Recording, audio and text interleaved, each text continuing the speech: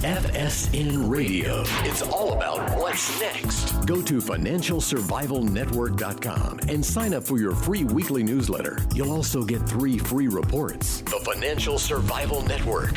It's all about what's next. Welcome. You are listening to the Financial Survival Network. I'm Kerry Lutz. It's 9/23/19. Well, there are stories that you think you know, and then years later you find out, well, maybe you didn't know everything you thought you knew. One of these such stories you are going to hear about now is the Trayvon Martin hoax. And there's a new movie out, The Trayvon Hoax. It's by our good friend Joel Gilbert. And Joel, you've done a number of these movies, really exposés on the fraudulent media. Hey, as always, guys, what do you think of Trayvon? Was he a thug? Was he a good kid who just went bad? And was George Zimmerman treated fairly by either the media or the judicial system? Well, tell me what you think. Email address is kl@kerrylutz.com. So, Joel, it's great to have you back on. The Trayvon Martin death, I think it goes back quite a number of years ago. I remember Obama saying that if he had a son, he would have looked like Trayvon Martin. This became a rallying cry for the media to depict what a racist and basically awful society we have that really just has to be destroyed in order to be saved. Right. Well, everything people think they knew about this case, you can just throw it right out, because I did a very thorough investigation, starting with Trayvon Martin's cell phone records, 750 pages. And what I came up with is an entirely different story that I've now published as both a book and a film. And anybody can see the trailer and read everything, get the movie, stream it online, TrayvonHoax.com. And people remember from the actual case, if you recall, what happened is the police investigated it for 2 weeks, and they said physical evidence, eyewitnesses, 911 calls. This is pure self-defense, not even stand your ground. It's a self-defense case. It's over. That was 2 weeks into the investigation. A week later, the Martin family attorney, Benjamin Crump, held a press conference, and he held up a digital recorder, and he said, I just interviewed Trayvon's girlfriend named Diamond. She's a 16-year-old teenager, and she was on the phone with him up to the minute till he died, and listen to what she has to say. And he played a few excerpts that were kind of unintelligible, and that was enough for the media the next day to run with it. They demanded Zimmerman's arrest. Obama came on board. He said, if I had a son, he'd look like Trayvon. LeBron James got on board with the NBA. Everybody, then they appointed a special counsel. 10 days later, the police go to Miami, the prosecutors, and a girl shows up for an interview, and it's 18-year-old Rachel Gentel. And she says, I'm Diamond. That's my nickname. And they interview her in this ridiculous interview, which I got the tape of. And in the interview, she absolutely doesn't even know anything about the case. And at the end of the interview, she actually says, it's in the movie trailer, she tells the prosecutor 6 times, I feel guilty. They say, why do you feel guilty? She says, I know about it. She tells them that she's lying, and they ignore her, and they create this affidavit to arrest Zimmerman based on Rachel Gentel. So what I discovered from the phone records is I found the real Diamond.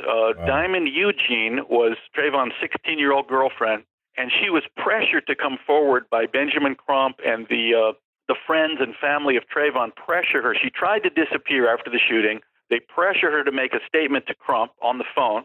And then she refused to lie to prosecutors. And Rachel Gentel was substituted for Diamond Eugene. So I discovered the biggest hoax in American judicial history. And this hoax was then used to divide America along racial lines for political purposes by Barack Obama. And up to this day, it's very current. Andrew Gillum, the almost one governor of Florida, he based his whole career on this case of talking about the Trayvon Martin case. Even Kamala Harris was tweeting about it recently. She said, the Trayvon Martin shooting started a movement. Well, unfortunately, that movement was Black Lives Matter. It led to the Ferguson effect. No one has suffered more from this hoax than the black youth of America, and I expose it all in the movie and film, The Trayvon Hoax. And hoax it was. So one of the things I always kind of thought Trayvon was a thug because I had read Conservative Treehouse. He had actually gone back and showed that this kid, he was a student at Miami Gardens High School, and he was caught by the school security officer, the resource officer, with stolen property from a home nearby the high school. And that property was just improperly, deliberately filed in or misfiled in the Miami Gardens Police Department property unit, their holding unit.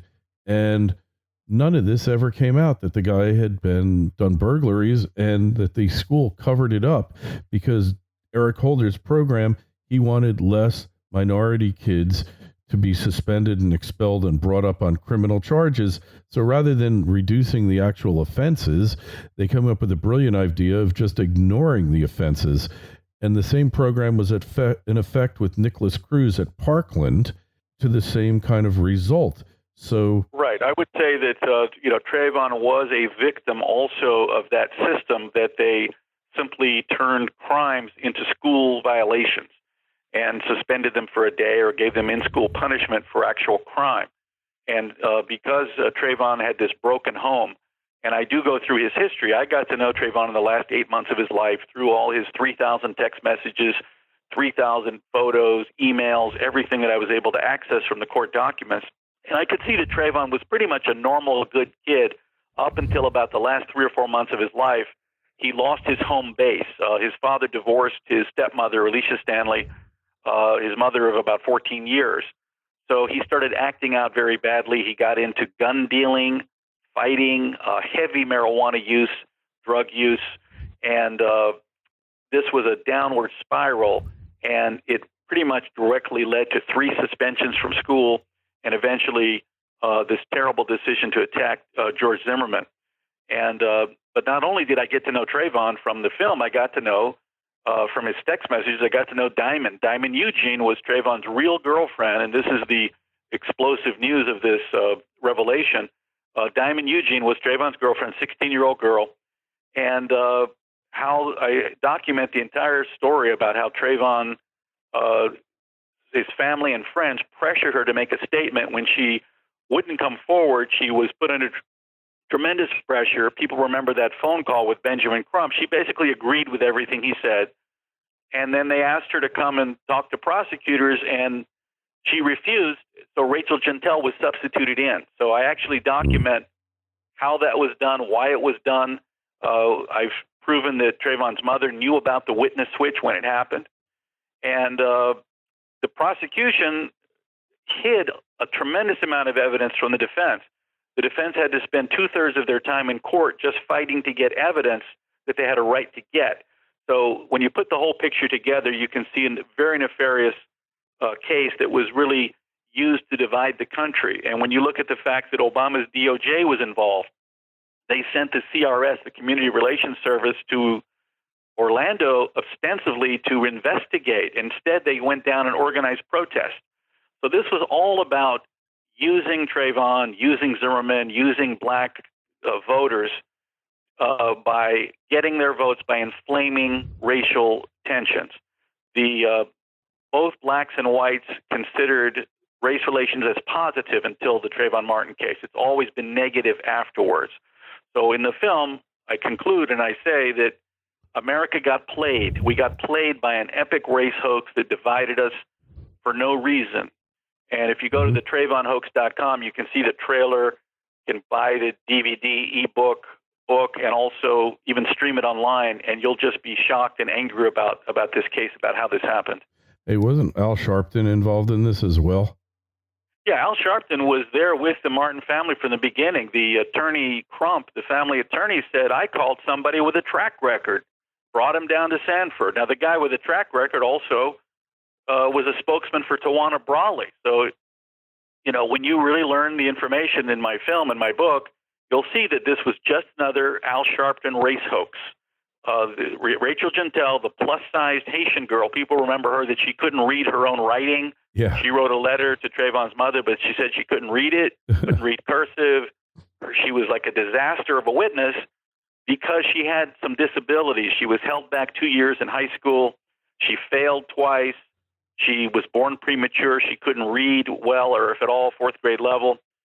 And she was used to fill this role of Diamond Eugene and pretend that she was Trayvon's girlfriend. Even at the time, people were like, wait a minute, she's 150 pounds heavier and a year older than Trayvon.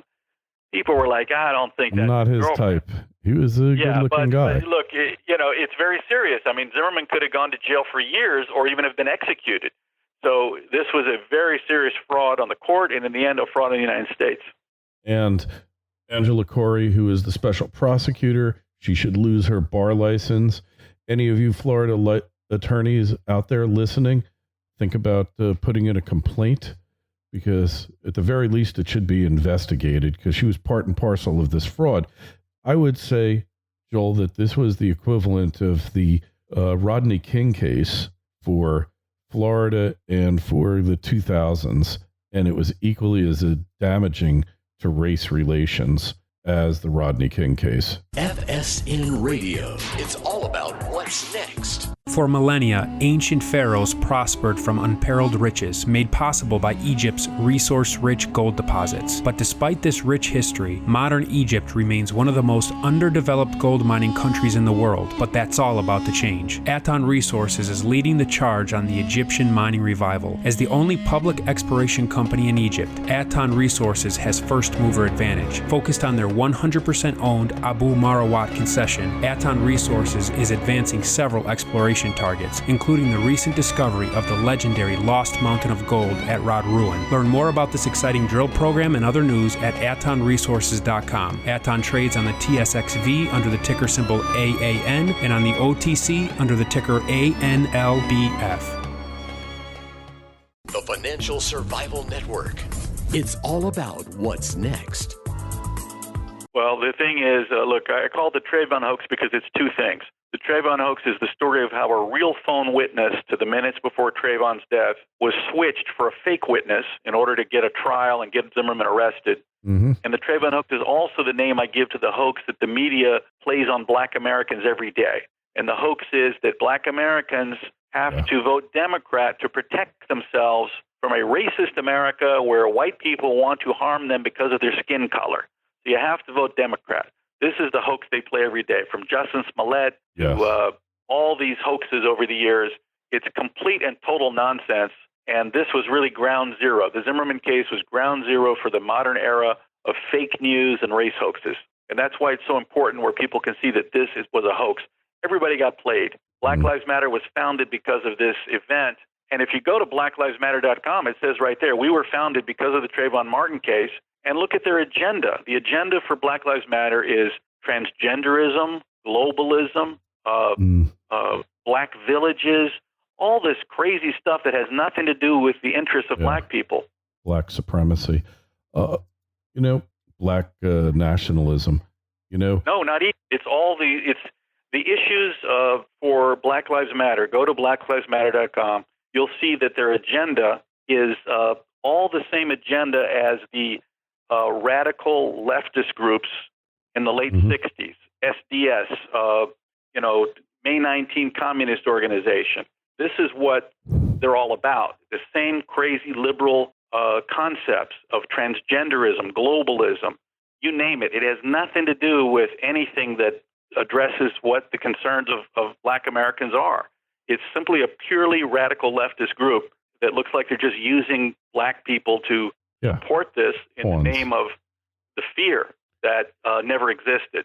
Hey, Joel, there was always the issue of Skittles. All right. I don't know if you investigated what the whole Skittle thing was about.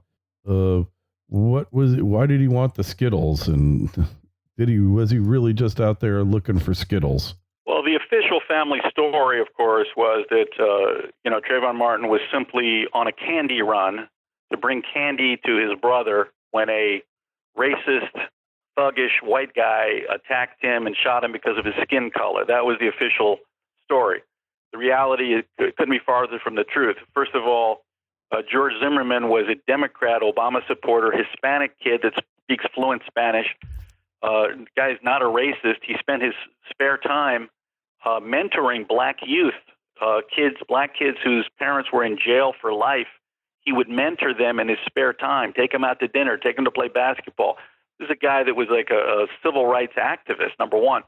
Number two, Trayvon, of course, had heavy marijuana in his system, legally unable to drive with the amount of marijuana in his system. When he died, he was smoking pot. The Skittles and iced tea, people pretty much know by now, that was part of the ingredients for something called purple drank or lean. It's a concoction to get high. So Trayvon was into all these ridiculous behaviors of marijuana and drug concoctions, and that's what he was up to. And in my theory of the case, which I present in the film, it appears that Trayvon had identified Zimmerman as a snitch. He saw Zimmerman was phoning in on him when he was smoking pot, and this may have just been that Trayvon was attacking Zimmerman because he thought he snitched on him.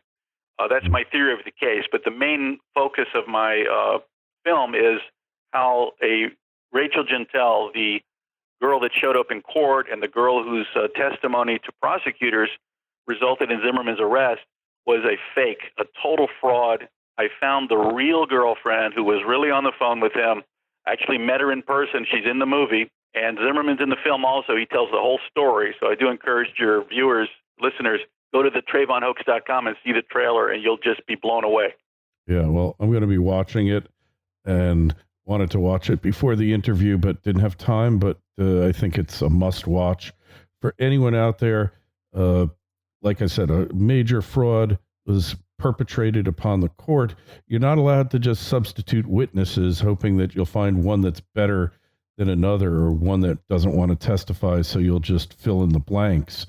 I was surprised the judge didn't take any action. The judge had to have known that this was a fraudulent witness. Well, everybody thought, something's wrong with this girl. She doesn't seem to know anything. Her story keeps changing. She lied. It says she lied about her name. She said she lied about her age. She said she lied about her hospitalization. First she said she was Trayvon's girlfriend. Then she said she wasn't. So people pretty much thought something is wrong here, but nobody could put their finger on it. By diving into Trayvon's cell phone records, and I got Diamond's phone records too, as well as a number of other documents from the court case, I was able to just follow up on what I read and find Trayvon's real girlfriend and get the whole story. And what's shocking is the girlfriend, Diamond, she was actually tweeting about this the entire time. She tweeted like every 20 minutes. Right after Trayvon was shot, she was tweeting about it. And the Twitter is still online. It's just amazing that she hasn't caught on yet. But you'll see when you see the film, you'll just be shocked that I actually reconstructed day by day what happened just before Trayvon's death and the month after, and how and why she was switched for a fake witness. Amazing. Totally, totally amazing. And I can't say I'm surprised I've seen these miscarriages of justice, because it's effectively what you would call a contrived case, where it's a case created just to prove a point or make law in a certain way.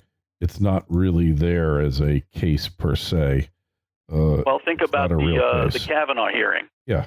Fake witnesses, people with a narrative. They're trying to achieve a political goal, and they produce these women. Some of them now admit they were fake. Some of them we just concluded they were fake, all to push a political gain. So it's just continuing, and that's why I think it's important that we expose where it all started, where you show up with a fake witness to try to get a political outcome from a legal case. It's just appalling. And all of the parties involved here should face repercussions. I think that the statute of limitations might have run on the criminal aspects, but for an attorney, the statute never runs. And well, I don't know the law exactly. Sometimes I think I heard that in Florida or most states, when there's new information that comes to light, that the clock starts ticking again. So it's possible that a lot of people have a lot of explaining to do, not least of which would be Trayvon's mother, who we have evidence that's in the film that she knew about the witness switch and never alerted the went public along about with it. Yeah. And they've made it a cottage industry, his family, his mother, ever since. So a lot of people need to be held accountable. You think you're going to have an effect here, Joel, or you think they'll just try to ignore it? Well, I had the National Press Club. I was there last Monday, I screened the film and held a press conference. I sent out about 20,000 emails, press releases, and the only media there were some of the conservative media. Of course, Fox News, Hannity, I spoke to their producers. They didn't show up. This was a story that they had covered. So some of the conservative media, the bigger ones, are kind of afraid of something new. I've found that over the years. The leftists don't want to touch something like that, of course. Yeah. So let's hope not. We had a pretty good start. But here I was last week exposing a major fraud at the heart of a case that divided the country, still divides the country to this day. And it's irrefutable evidence, including DNA analysis, handwriting analysis, that this was a fake witness that got this case moved forward into trial. That same day and all last week, the media was obsessing over a fake story about hearsay witnesses that said they saw Brett Kavanaugh do something inappropriate at a party 30 years ago. And the person that was affected said they didn't even remember it. Yeah. So that was the headline news all last week. And I have something that occurred 6 years ago that does affect everything and is a proven case. So that just shows you the state we're in. It really does. It's a little revolting, a little disconcerting, but the truth eventually will come out. At least that's what I always learned when I was growing up. So just the website to watch the trailer is the Trayvon, that's Trayvon Hoax, HOAX.com. Joel Gilbert, the director, you've done a major piece of work here, major contribution. We wish you the best of luck.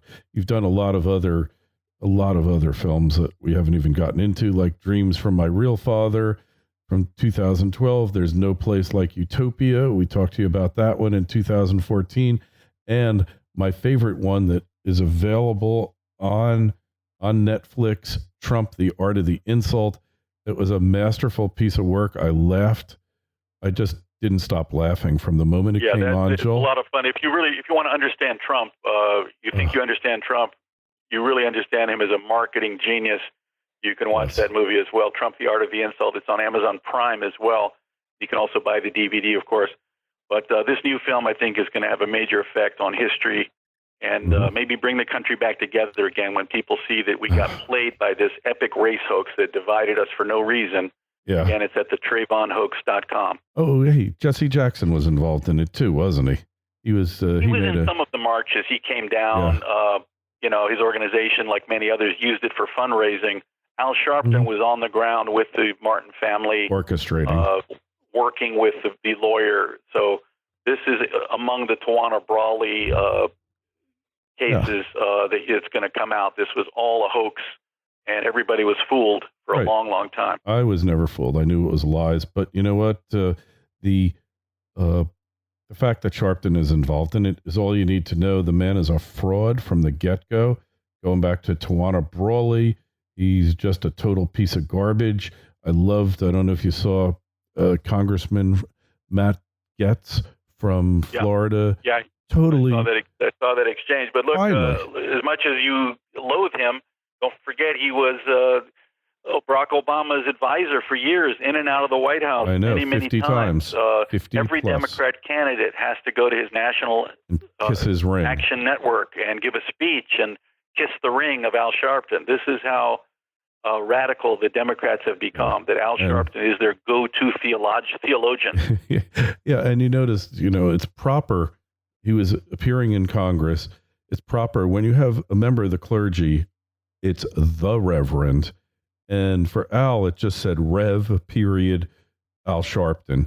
Now, I don't know if that was deliberate, if they just don't know about proper English anymore, or what the deal is, but that stuck out in my mind that this guy is not legit, that he's just Rev. He's not the Reverend. Well, Al Sharpton has a history of chaos and mayhem, and as Matt Gaetz exposed, a number of racist and anti-Semitic statements.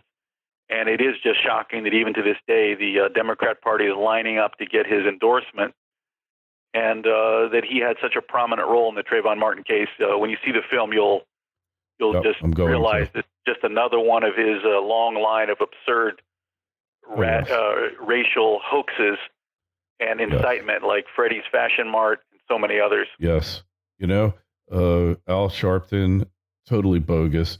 And it's the Republicans' fault for not calling him out early on in his career when he could have been stopped. Now he's like a force of nature.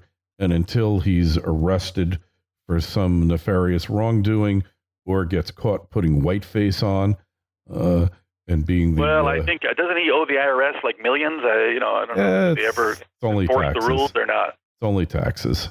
Yeah. It's only taxes, Joel. You or me, they'd come seize everything we have, including the chair I'm sitting on right now. But Al Sharpton, he gets a pass as usual. So, that's just the way it works. Anyway, Joel, great luck on the film. It's way overdue. You did yeoman's work on it. Really appreciate the investigation and the hard work that went into it. You can't, it's hard to look through 750 pages of cell phone records and go through everything else, all the freedom of information stuff you had to. Good luck on it. And we'll talk to you again real soon. If you hadn't here already, the TrayvonHoax.com. Joel, we'll talk to you soon. Thanks so much. Thanks for having me. Okay. FSN Radio. It's all about what's next. Go to FinancialSurvivalNetwork.com and sign up for your free weekly newsletter. You'll also get 3 free reports. The Financial Survival Network. It's all about what's next.